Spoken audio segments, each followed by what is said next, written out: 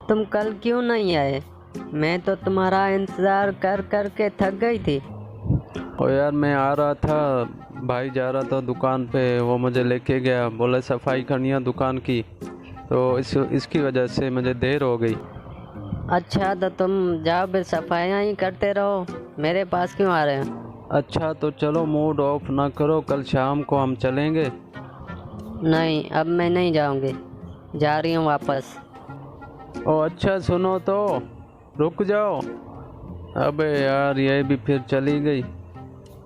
चलो मैं घर जाके सोचता हूँ इसको मनाने का।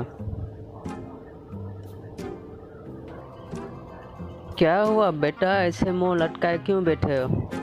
वो मम्मी, वो मुझसे नाराज़ हो गई।